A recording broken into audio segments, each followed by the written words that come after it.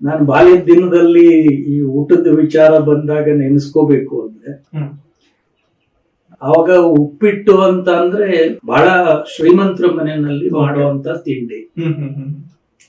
ನಮ್ ತಂದೆ ನಮ್ ತಾತನಿಗೆ, ನಮ್ ತಂದೆ ಬೇರೆ ಊರಿನಲ್ಲಿ ಟೀಚರ್ ಆಗಿ ಕೆಲಸ ಮಾಡ್ತಾ ಇದ್ರು. ನಮ್ ತಾತ ಅವ್ರಿಗೆ ಹಲ್ಲೆಲ್ಲ ಇಲ್ಲದೆ ಇದ್ದಿದ್ದಕ್ಕೆ ಅವ್ರು ರೊಟ್ಟಿ ತಿನ್ಲಿಕ್ಕೆ ಆಗಿಲ್ಲ ಅಂತ ಹೇಳಿ ಆ ಉಪ್ಪಿಟ್ಟು ಮಾಡಿ ಅವ್ರು ತಿನ್ನೋ ಟೈಮ್ಗೆ ಬೆಳಗ್ಗೆ 8:30 ನಾವಿನ್ನೂ ಸ್ಕೂಲ್ಗೆಲ್ಲ ರೆಡಿ ಆಗಿರ್ತಿದ್ವಿ. ಇದ್ದವ್ರು ಒಂದು 5-6 ಜನ ಸಣ್ಣ ಮಕ್ಳು ಇದ್ವಿ ನಾವು ನಾನು ನನ್ನ ತಮ್ಮ, ನಮ್ಮ ಚಿಕ್ಕಪ್ಪನ ಮಕ್ಕಳು, ನಮ್ಮ ಮಾವನ ಮಕ್ಕಳೆಲ್ಲ. ಅವರೆಲ್ಲರೂ ನಮ್ಮ ತಾತ ತಿನ್ಬೇಕಾದ್ರೆ ಎದುರುಗಡೆ ಕೂತ್ಕೊಂಡು ನೋಡ್ಕೊಂಡು ಕೂತ್ಕೊಂತ ಇದ್ವಿ. ಪಾಪ ಅವರು ಕೊಟ್ಟಿರೋದ್ರಲ್ಲಿ ಅದನ್ನೇ ಎಲ್ಲಾರನ್ನು ಕರೆದ್ಬಿಟ್ಟು ನನ್ ಮೆತ್ಕೆ ಮಾಡಿ ಕೊಡ್ತಾ ಇದ್ರು. ಅದನ್ನ ತಿನ್ಕೊಂಡು ನಾವು ಸ್ಕೂಲ್ಗೆ ಓಡೋ.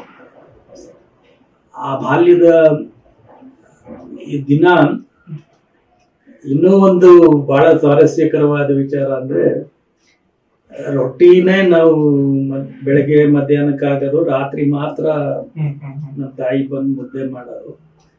ನಾವು ಸಾಯಂಕಾಲ ಸ್ಕೂಲಿಂದ ಬಂದ್ರೆ ಹೊಟ್ಟೆ ಹಸಿವು, ಮನೆಯಲ್ಲಿ ಅಡಿಗೆ ಮನೆಯಲ್ಲಿ ಎಲ್ಲ ಕಡೆ ಹುಡುಕ್ತಾ ಇದ್ದೆ, ಏನೂ ಸಿಗ್ತಾ ಇರ್ಲಿಲ್ಲ. ಎಲ್ಲೋ ಒಂದೊಂದ್ಸಲ ಅಪರೂಪಕ್ಕೆ ಬೆಣ್ಣೆ ಏನಾದ್ರೂ ಮೇಲ್ ನೇತಾಕಿದ್ರೆ ಅದನ್ನ ಒಂದ್ ಸ್ವಲ್ಪ ಕದ್ದು ತಿಂತಾ ಇದ್ದೆ. ಮತ್ತೆ ಪ್ರತಿದಿನ ನನಗೆ ಸ್ನಾಕ್ಸು ಬೆಳಿಗ್ಗೆ ಹೊತ್ತು ನಮ್ಮ ತಾಯಿ ಮುದ್ದೆ ಮಾಡಿ ಅದನ್ನು ಕಟ್ಕೊಂಡು ಹೋಗೋದು. ಅದ್ರದ್ದು ಈ ಮಡಕೆನಲ್ಲಿ ರಾಗಿ ಮುದ್ದೆ ಮಾಡಿದ್ದು ಉಳಿದಿರ್ತದಲ್ಲ, ಸಿಕ್ಕು ಅಂತ ಕರೀತಾರೆ, ಅದನ್ನ ಸಿಕ್ಕು ಅಂತ ಅಂತಿದ್ವಿ ನಾವು. ಅದನ್ನ ಕೆರ್ಕೊಂಡು ತಿಂತಾ ಇದ್ವಿ. ಅದು ಅಷ್ಟು ಗರಿ ಗರಿಯಾಗಿ ಅಷ್ಟು ಚೆನ್ನಾಗಿರೋದು.